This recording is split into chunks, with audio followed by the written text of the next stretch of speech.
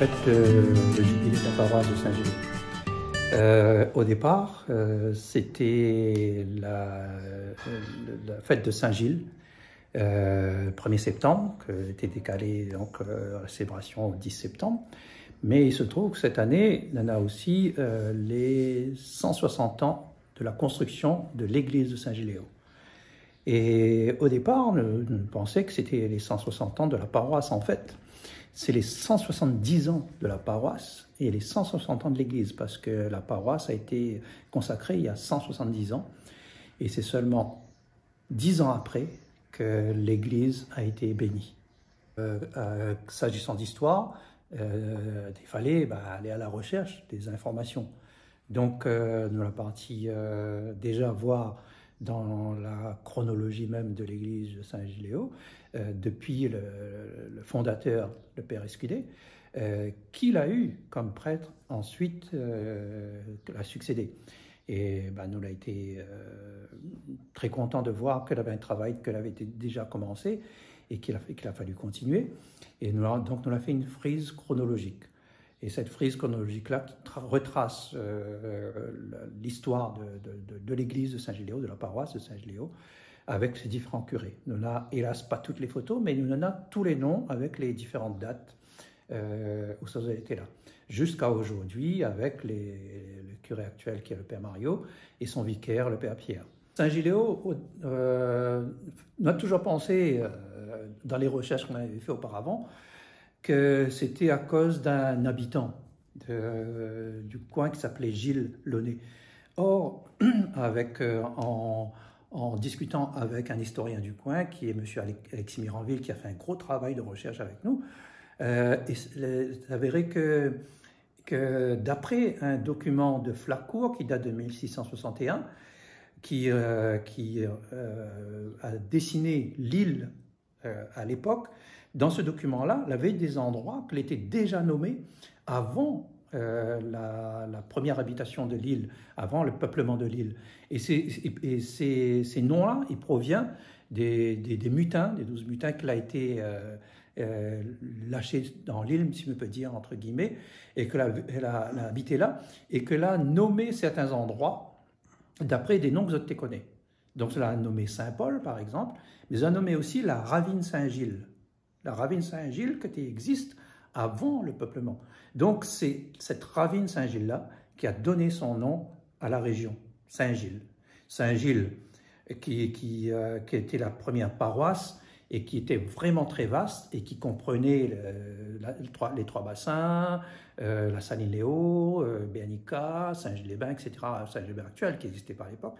Et après, lorsqu'il y a eu la création d'autres paroisses, à ce moment-là, il a fallu donner le vocable Saint-Gilles-Léo, chapelle de Saint-Gilles, église de Saint-Gilles plutôt, et Saint-Gilles-les-Bains qui est devenu église Stella Maris. En fait, l'histoire de la chapelle Pointue, c'est Madame Desbassins qui veut faire une église pour faire la catéchèse à ses esclaves. Donc ça, c'était son but. Mais il n'y avait pas de prêtre. Et il se trouve qu'à Saint-Louis, le père Escudé, qui voulait justement faire la catéchèse aux esclaves, il était menacé par les colons de l'époque, on a même attenté à sa vie, il a voulu tuer. Et donc, son supérieur l'a dit, père Escudé ne veut pas avoir de mort sur la conscience, il faut qu'il quitte la colonie. Donc, il a quitté Saint-Louis pour venir prendre le bateau à Saint-Paul. Et en chemin, il a demandé l'hospitalité à Madame Desbassins. Et Madame Desbassins, bien sûr, qui cherchait un prêtre, l'a vu ça comme un signe quelque part. Elle a demandé au père Escudé s'il voulait rester. Voilà, exactement. Et donc, il a demandé au père Escudé s'il voulait bien rester. Et père Escudé a dit non, il ne peut pas parce que son supérieur a demandé de quitter. Madame Desbassins a dit pas de problème. Elle charge à elle de régler ça avec le supérieur. Comme elle avait le bras long, elle a réglé ça avec le supérieur en question. Et le père Escudé l'a pu rester, donc occuper la chapelle Pointue et faire la catéchèse aux esclaves. Ensuite, à la mort de Madame Desbassins, elle a eu une brouille entre le père Escudé et les descendants de Madame Desbassins, parce que n'avaient pas les mêmes visions des choses. Et le père Escudé était en temps plus avec lui, il a cherché un autre endroit où faire une église, et il ne voulait pas faire une église trop loin. Et donc, là, il a trouvé un endroit pour faire cette église. En fait, il y a un terrain qui était donné par M. Boisselet, qui était un autre propriétaire terrien à l'époque, un grand propriétaire terrien. Et donc, là, sur ce terrain-là, il a construit l'église actuelle, qu'elle est à 500 mètres de la chapelle Pointue.